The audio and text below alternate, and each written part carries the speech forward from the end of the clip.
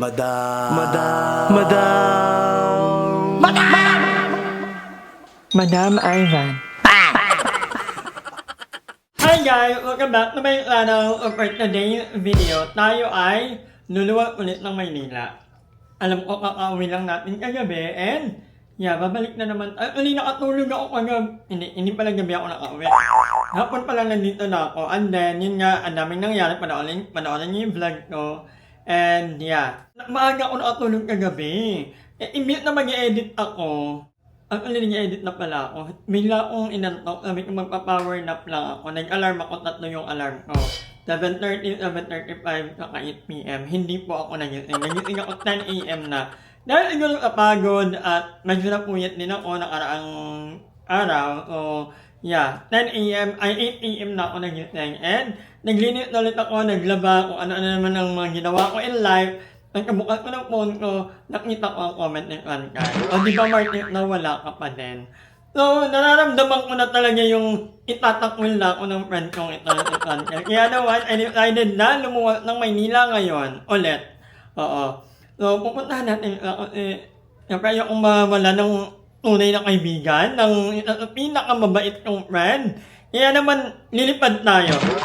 Pupunta tayo ng Manila ngayon. Pero, bago tayo pumunta ng Eastwood, ako ay pupunta muna sa isang pang friend naman. Kung natandaan nyo yung bago kami mag-Manila ni Elaine, bago ko ay hatid, meron kaming bisita dito nila Aye, ni Reyna at ni Jelay. Si Jelay daw ay masakit ang tiyan. So sabi niya, anuhan daw yung lawayan. May naniniwala pala sa ganun talaga. Kasi sa amin yun noon din. Pag mga bata lalo, pag or may bisita, pinapalawayan talaga. At niyan or kapaa. So si Jelay, dahil malaki na, duduraan natin. So dahil tanghali, mag-jacket lang ako. Pero hindi papakita, hindi. Pupunta lang ako doon. Vlog lang tayo, very light doon. Tapos, after that, maliligo na ako. And then, pupunta na ako ng na-travel ulit tayo. Tingnan natin kung ano ang mga dadalhin ko na naman mamaya. Kasi pag umaalis talaga ako, hindi agaya nakaraan, di ba? Umalis kami. Ang dami kong dalang damit na binalik lang ni Ajura ba. So ngayon, tingnan natin kung ilang pera kong damit naman dadalhin ko. Divine. But anyway, tara, samahan niyo ako. Dito na ang inyong doktor dahil mag-akit ang tiyan mo. Ito na. Akit na lalamayan. Duraan na lang kaya kita, Jelay. Sa tiyan ba or kapaa? Oh, ganun. Jelay, 2 days akong hindi nagtutbrush. Para lang alam mo. Friend, hindi ako magtatagal. Although ang sarap ng ulam nyo, kaya lang baboy kasi. Alam mo namang hindi ako nakain ng baboy. May lakad pa kasi ako. Ingat ka, salamat. You're welcome. Diba ang init? Hindi, walang ilan ang ulak kita ko. Oo, kaya ko na. So, ayan, may mga pogi dun, no? Ano po, pogi? Patay po. And nakauwi na ako. So, ngayon tayo naman ay nag-i-impake na. Ay, ang aking earphone. Honestly, hindi ko alam kung gaano tayo katagal sa kondo ng Frankai, pero nagdadala lang ako ng damit. Ang nasa-isip ko, overnight lang. Pero kahit overnight lang, guys. Kasi siyempre isang araw, minsan maraming nangyayari. Diba? Pupunta ka ganito, ka ganyan, o kailangan ka ng extra damit. At the same time, ako kasi, madali akong mainitan, guys. Akala mo pinanganak ng may aircon talaga. So, dahil mainitin po ako, maya-maya ako naliligo. Hindi ako pwedeng isang liguan lang. Sa isang araw, minimum kuminsan 4 or 5 days. Ay, 4 or 5 naligo. Ganun kalala. Kaya naman tayo ay magdala ng maraming damit. I think may maraming makaka-relate sa akin. May mga pang kasi ako, may pang-walking, tapos pang lang. Pang-walking ka pang ko, parang lang naman. Hindi pang matutulog ka na, kailangan mo magpalit ng damit, di ba? Ganoon po. Ay, hindi mo kakahapel. Nadala pa ko ng tsadela, kung anik-anik. Nakabigitan kasi yung kung marami akong kwento. So, depende kung alam ko talaga, hindi parang ando ang damit. May dala akong 2 formal, pero yun pa din nila. Babiyahe tayo ng maaga-aga para maaga tayo dumating. No? Magagamit ko rin yan ang itong bag. So, magdadalawang bag ako. So, thank you. Mga gamot. Ay, speaking of gamot, hindi pa ako nakakainom ng gamot na. Dito yung mga diplam, yung pang mga lalamunan, at yung ang lalamunan ng hindi mo ine-expect.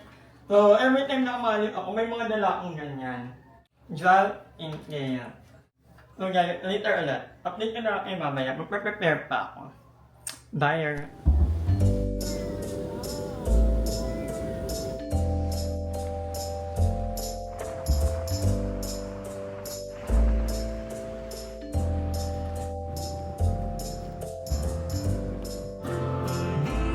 So, andito na tayo sa youth mode at mali ako ng napin. Dapat, ang pinin ko, Youth Mall. Hindi yung condo ni Juan Kyle. Pangayar. So, ayan, ang kami ko kay Juan Kyle, darating ako between 5 to 6 p.m. Ayaw niya kasing maniwala, naiinita na sa akin. So, finally, we're here. At nanggigitata tayo. Sobrang lagkit, ang init. Nakakamit actually na ulan ngayon. Tingnan natin kung ano magiging reaction ni Bading. Dahil impure na sa akin. Tingnan natin kung ilang araw tayo dito. At kung papapakukin ba tayo sa condo niya. Hindi ako tumawag kay Uncle na nandito ako eh. I mean na parating na ako. Or private lang talaga. So malalaman din natin baka wala sa taas. Diba? Paano yun? Or paano kapag wala dito si Uncle kasi may work. Diba? Dalawa lang yan eh. May work or umalis. Or nasa taas. So, malalaman. At nakapasok na tayo. Tapos, so walang tao. At may bago ng ilang salamin ulit. Great. Feeling ko, nag-walking sila. So, ibababa ko lang ang gamit ko and then, sasabay tayo mag-walking dahil tayo ay nakano pa lang 4,000. Kaya natin ma-attend today. Super-perfect natin si Juan Kyle. Konto ko naman ang pasukin mo, man. Okay lang yan. Alam niyo, Mark, nahihiya ako. Ang ganda mo. I love you. Kapatalo na ako, mas maganda ka lang. Saring, baka lang ikaw daw muna mag-upay Boogie, okay lang ba? Oo, okay lang. Ano ba yung Boogie? Wala ba si Boogie? Wala talaga. Di tayo bumaba. Sige. Baka naman nakadog, ha? Hi, JD. I miss you. Ano si Boogie? Napasok sa school. Okay. Wala pa ba? Anong oras na? O, go choppy ka, di kita maintindihan. Hindi na. Namay na. O, diba? Wala nga sila dito. Nasa nasa event. Kasama niya yung Joy Barcoma na sobrang love na love ko. Dati pa dapat kami makikita niya nila Joy. Kaya lang, hindi natuloy. Pero ngayon, ako ay maliligo muna. Kasi sobrang init. Kung alam niyo lang yung dinanas ng biyahe. Okay, bye guys. And, kukunin natin yung outfit ni Juan Kyle sa Barkhouse. Letter outfit. Alam mo talaga ay may outfit. So, mag-walking tayo kasama ang dog ni Juan Kyle. At ako mag-walking. Gabi na, magagabi na. Sobrang laki ng condo ni Juan Kyle, guys. Kung alam nyo lang. This is the sala. High ceiling ka. And over there, paakyat sa kwarto. May CR sa baba. May nag-houster ako kahit hindi ka namang condo to. So later na, gana muna ako. Hindi na ako mag-vlog. Kasi i-enjoy ko yung moment na to. Namiyot ko to. Bye guys!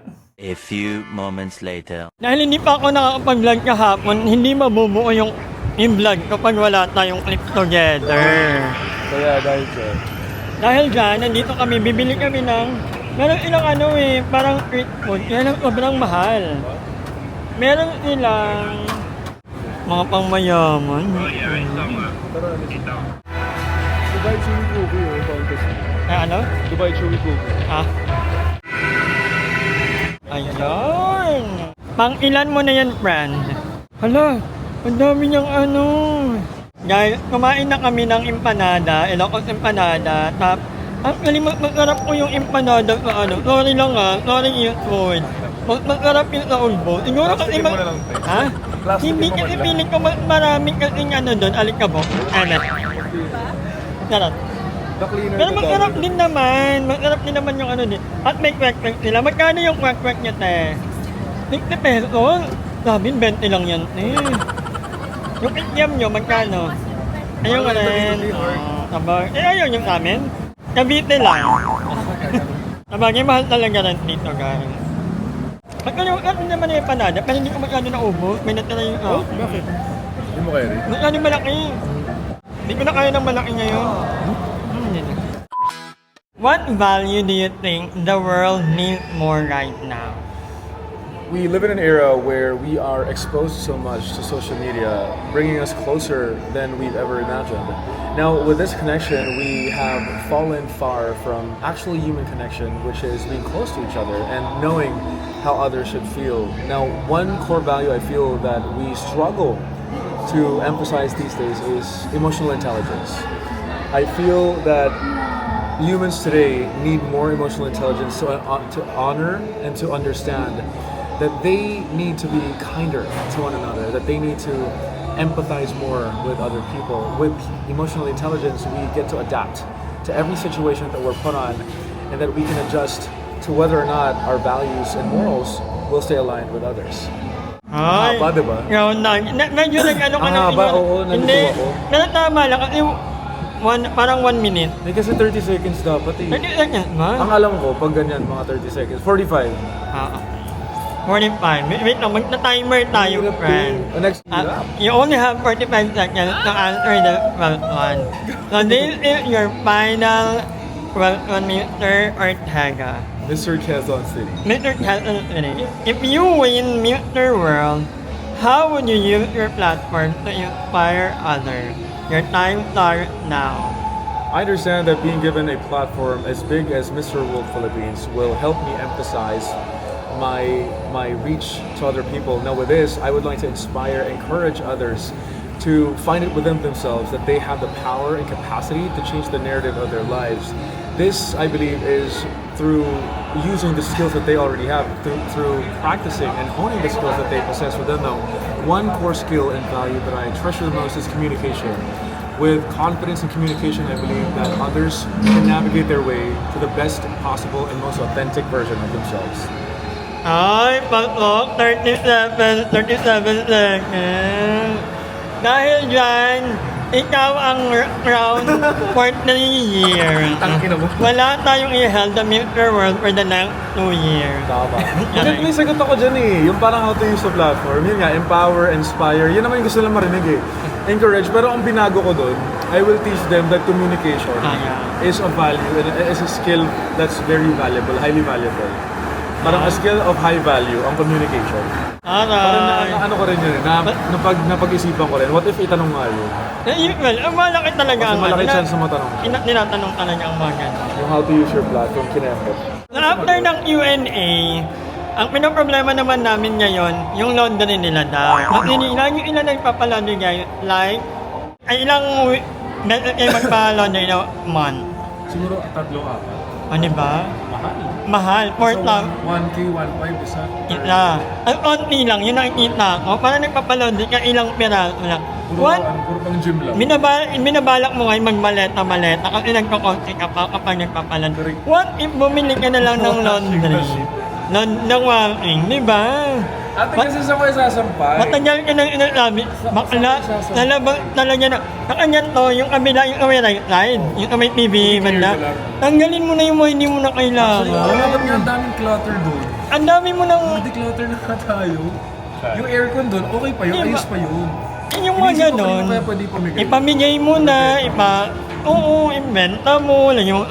Papalinis lang yun eh, papalinis lang. Hindi ko kayo mag-get. Nagpapalaundry kayo 4K a month. Magbili na tayo washing. Kaso kasi nakakatamad magsampay. Ang dali-daling mag-sampay. Alam nyo guys, ewan ko sa mga to. Kaya minsan na-useless ako pumunta dito kasi... Gusto nyo magka-washing. Gusto ko yun. Pakita mo kung pag nagmamapa. Kung gano'n ako Declutter magmap. tayo ng banyo. Declutter natin yung banyo. Tapos, saan natin lalagay yung mga dami, yung mga tela-tela? Dapat nga meron kang mga kahon na yung white na yung utility bag. Storage. Mm-hmm. Or itapon na natin yun. Ang dami kasing kumot eh. Wait, hindi mo uwi. Wait, ano naman? Bigay ko sa'yo. Ayan, perfect. Ang dami niyang kumot, sayang. Yeah. Luna. Hi, Luna. Luna, babe. Mukhang. Baby pa to? Ilang taon na yan? 4 years old. 4 years old na to, lang liit. Bebe. Boogie! Hindi ka nangangago. May kaya nga eh. Sa pero eh. Ba't Hindi, bansin mo daw si Luna. Wow. Egyptian god yan eh. Hello, Papapansin Luna. siya ni Luna. Ewan, love souls. Ano ibugi? Ay, akala ko eh. So, ayan, nag-walking na kami guys. Tapos na ang aming Q&A lalakwan. Ganun. So, random random batuhan ng mga para sa passion. Although, feeling ko kayang-kaya ni Kyle. Siguro the problem lang is, masyadong yung Kyle, mahabang kasi syempre as a whole, kailangan mong pahabain, kailangan mong i-stress yung patient, lalo na pag may mga technical error or something. Yung Grand. Ganito rin naman. Pero like, you're surrounded by the walls. Ito, at least may opening. Pero I mean, 1 lap na yan. 25 meters. Ay, pwede pa naman swimming dito eh. Ayun, may swimming pool guys. Ano sila Grand 2? Dahil house tour muna tayo dito sa Legrand. So, may mga nag-swim. Nag-explore tayo guys. Go! Inalaglag. Ay, pabata yan, hindi yan pang ano.